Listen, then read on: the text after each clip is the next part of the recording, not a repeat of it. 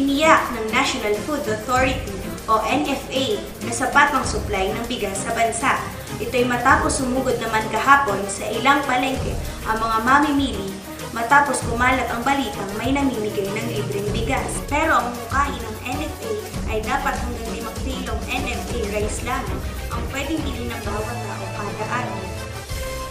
Iginiit ng NFA na ito ay suhestyon lamang at hindi sa pilitan.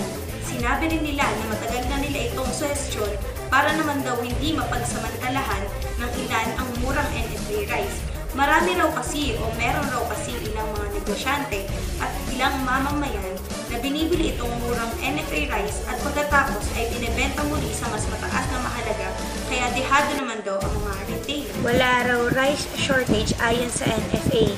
Puno ang kanilang warehouse kaya walang dapat ikatakot ang mga mamimili. Ang problema ay ang mga taong nagsasamantala sa murang bigas. Ibinebenta raw nila ulit ang 32 pesos na well-milled rice ng 34 hanggang 37 pesos.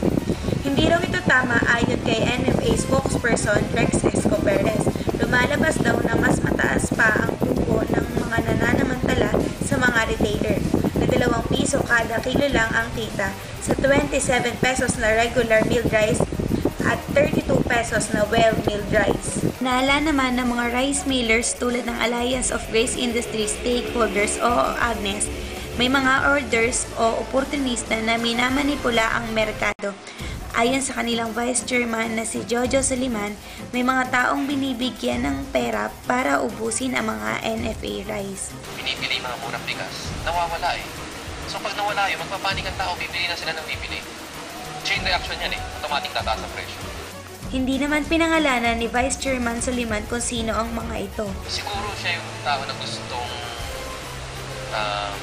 ayaw niya siguro maapektuhan yung hawak niya. Baka meron siyang stocks na medyo mataas na pag bumaba ang presyo ay malulugi siya dahil ang NFA nagbubuhos na sila ng bigas. Iniimbestagahan na ng Department of Agriculture ang mga pangyayari.